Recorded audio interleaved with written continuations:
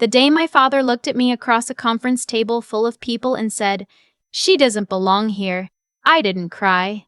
I didn't defend myself. I just stood there and let the words land.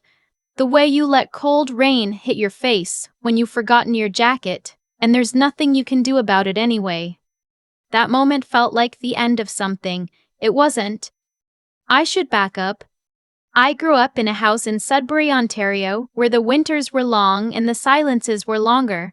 My father ran his own structural engineering firm, small but respected, the kind of company that got contracts for municipal bridges and school additions and the occasional commercial build. He built it from nothing, and he never let anyone forget that. Not his employees, not my mother, certainly not me. My brother was 4 years older than me, and from the time I was old enough to understand anything, it was clear that he was the one the firm was being built for. He was going to take it over someday.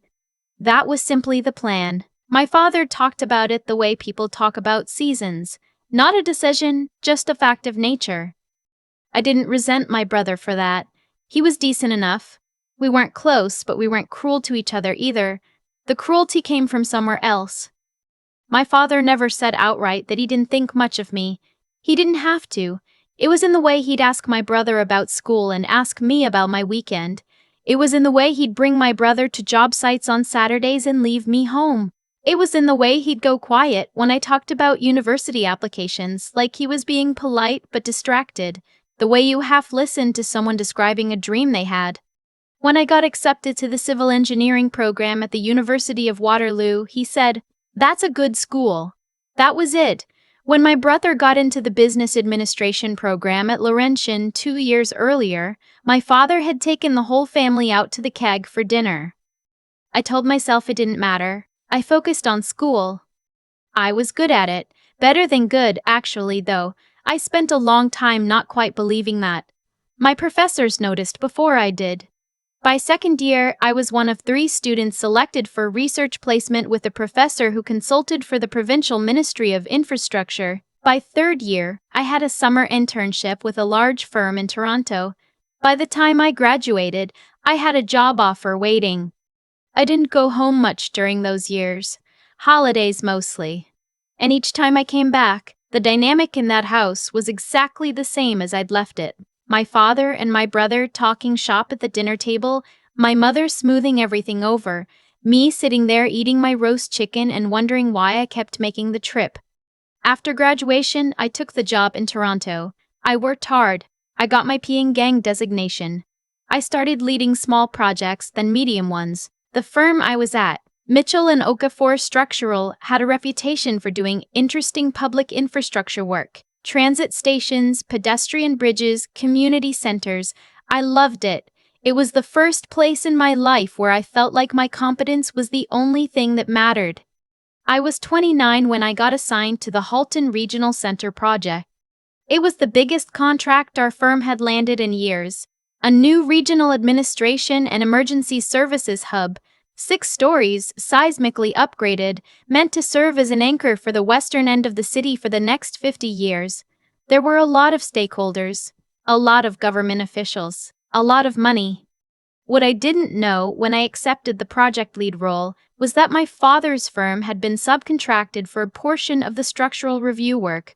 It was a small piece of the overall scope assessment of the existing foundation on the eastern lot, and it had been arranged months before I was assigned as lead. Nobody thought to mention it to me. Why would they? I found out 3 weeks into the project when I walked into a preliminary site meeting and saw my father sitting at the table. He looked up. Something moved across his face. Surprise, then something harder to name. Not embarrassment, not pride, something more like irritation, like an equation that wasn't balancing. "What are you doing here?" he said. Not hello, not I didn't know you were on this project. Just, what are you doing here? "I'm the project lead," I said. He looked at the man next to him, one of his engineers, someone I didn't recognize, and something passed between them. A small look, the kind that people think goes unnoticed but doesn't. The meeting proceeded. I ran it. I went through the site assessment timeline, the coordination protocol, the reporting structure. My father's firm would be submitting their foundation analysis to me by the end of week 4. I was professional, I was prepared, and the entire time I was aware of my father watching me with that same look, like he was watching someone do a card trick and was waiting to catch the mechanism. Afterward, in the hallway, he pulled me aside. "You should have told me you were on this," he said. "I didn't know you were on it until an hour ago," I said. "This is a big project for us. It's a big project for everyone." He looked at me. "Just don't make it complicated." I didn't know what that meant. I let it go. The weeks that followed were the busiest of my career to that point. I was managing 14 different subcontractors, coordinating with the regional municipality's project office, fielding questions from the ministry liaison, reviewing drawings, attending site walks. I was in back-to-back meetings most days. I drank too much coffee and slept badly and felt more alive than I had in years. My father's firm submitted their foundation analysis on schedule. I reviewed it the night it came in, sitting at my kitchen table in my apartment in the Junction, in my pajama pants, with a glass of water and my laptop. I read it twice. Then I read a specific section a third time. The load transfer calculations on the Eastern Foundation section didn't sit right with me. The existing foundation was older, poured in the late 1960s, and the proposed approach to integrating the new structure's loads into that existing system had some assumptions baked in that I didn't think held up. The soil conditions in that part of the lot were more variable than the older documentation suggested. My father's firm was working from the original geotechnical reports, but we'd done a more recent site investigation, and the updated data told a more complicated story. I flagged it internally. Our senior structural engineer agreed with my concern. We requested a supplementary analysis from my father's firm. That's when things changed. The supplementary request went through official channels, which meant it hit my father's desk with my name on it. He called my direct line the next morning. "You're holding up our submission," he said. "I'm requesting additional analysis," I said. "The load calculations need to account for the updated soil data. We used the geotechnical report from the original file. That report is from 1987. We have updated site investigation data. I sent it to you." A pause. "You're overcorrecting. This is a standard foundation integration. We've done dozens of these. Then the supplementary analysis should be straightforward." His voice got quieter, which was more alarming than if he'd gotten louder. "I want you to think carefully about what you're doing here." I thought about it for about 3 seconds. "I'm doing my job," I said. He hung up. The supplementary analysis came back 2 weeks later. A different engineer at my father's firm did it. Someone younger, someone who'd actually looked at the updated soil data.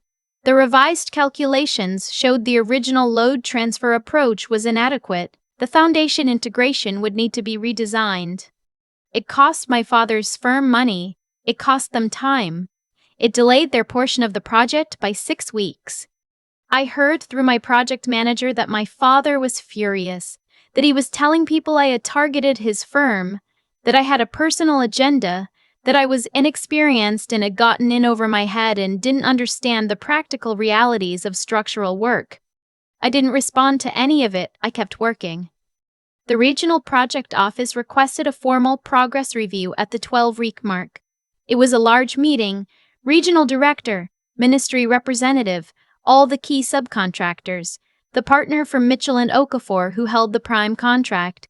My father was there. His lead engineer was there. I was there, presenting. I had 40 minutes of material prepared. Cost status, schedule, key risks, coordination updates. I'd done 150 slide decks by that point in my career, and this one was thorough. I was maybe 10 minutes into the presentation when my father interrupted. "Can I ask who approved the scope change on the Eastern Foundation?" The room went quiet in a specific way. The way rooms go quiet when someone says something that shouldn't have been said out loud. I looked at him. The scope change was a necessary revision based on updated geotechnical data. It was reviewed and approved by our senior structural engineer and the regional project office. It's in the formal change log. It added 6 weeks to our schedule. It corrected a design deficiency.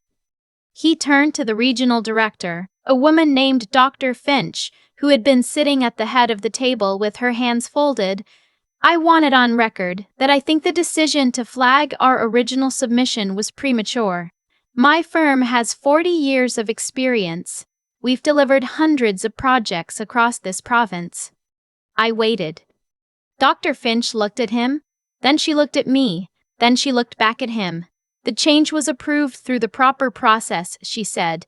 Is there a technical dispute you'd like to raise? I'm raising a concern about the management of this project. Specifically?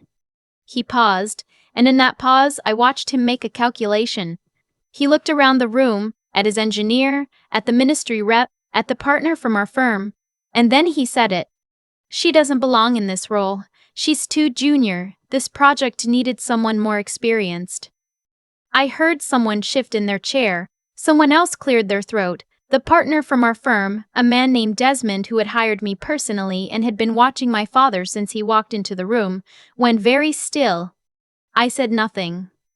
Dr. Finch took a breath. She opened a folder in front of her and looked at something, though I think it was mostly to give the room a moment to settle. For the record, she said, the foundation revision your firm was asked to complete is precisely why we have thorough review processes. The updated geotechnical data your firm was not working from showed meaningful variability in bearing capacity across that eastern section. She looked up. The change was not premature. The change was correct.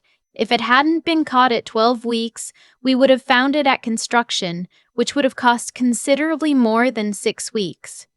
My father said nothing. I reviewed this project's progress documentation last week in preparation for today. Dr. Finch continued.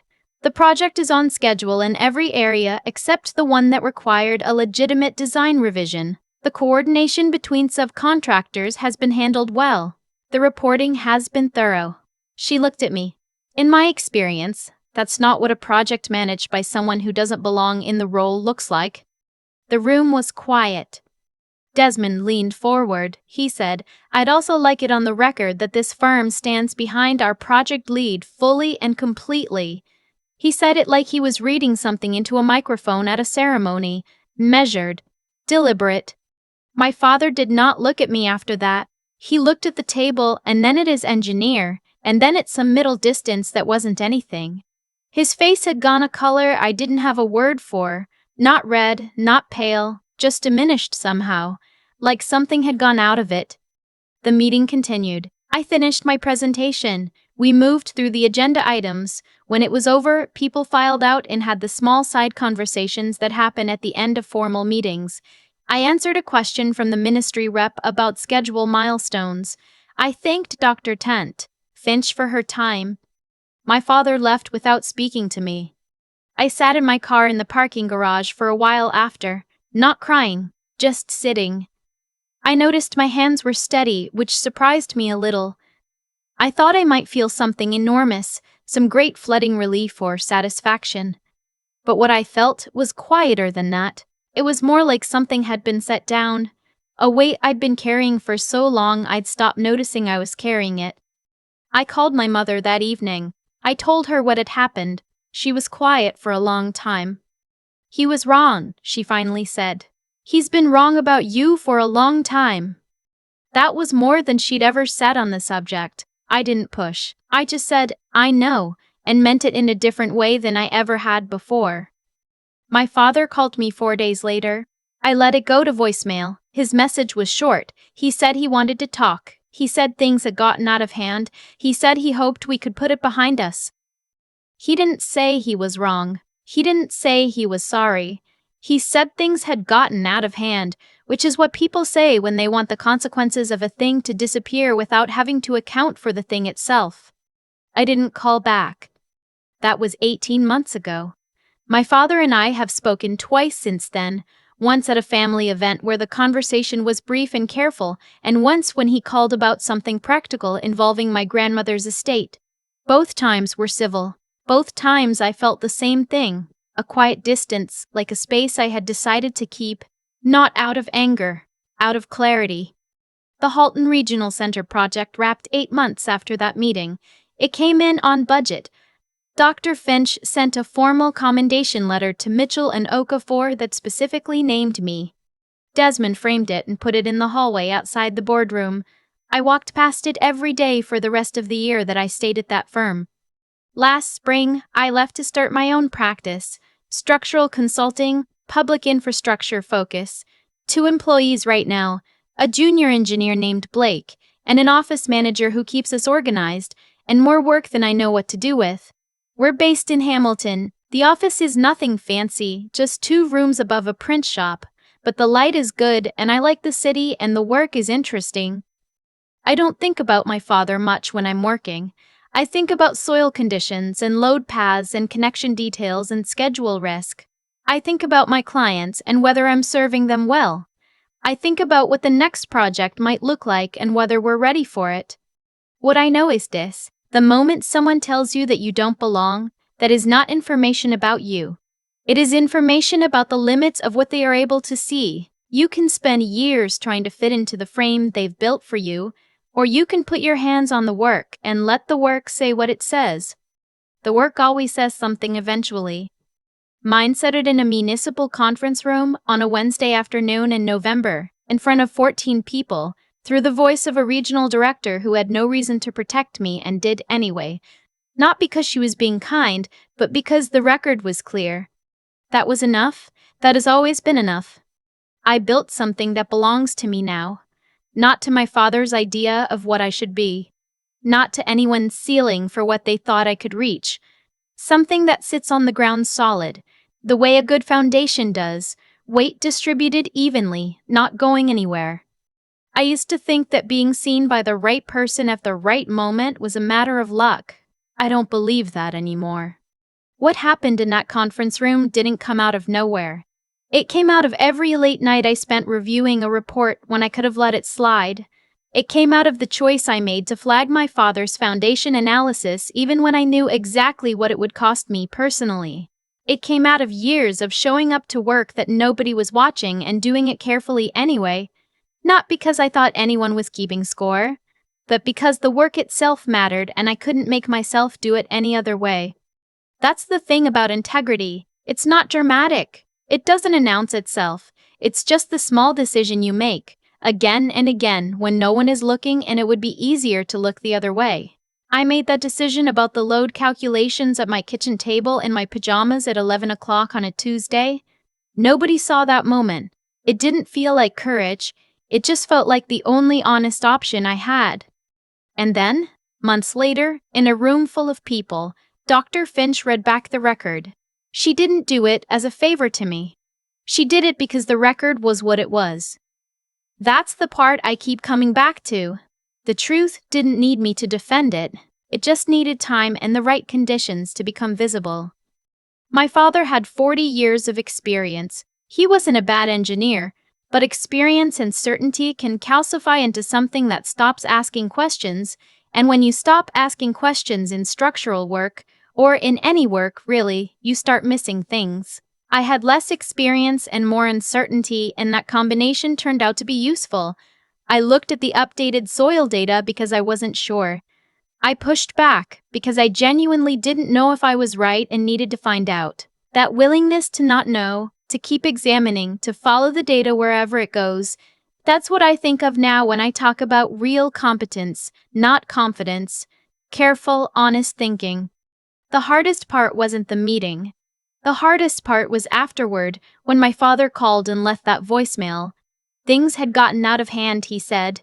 He wanted to move forward. And I sat with that message for a long time, because part of me wanted to give him what he was asking for. Part of me has always wanted that. But accepting a peace that doesn't acknowledge what actually happened isn't peace. It's just a postponed version of the same conversation. I chose the distance. Not out of anger, I want to be clear about that, but out of a kind of self-respect that took me a long time to build. You can love someone and still decide that you won't keep absorbing the cost of their blind spots. That's not coldness. That's a boundary that took everything I had to hold.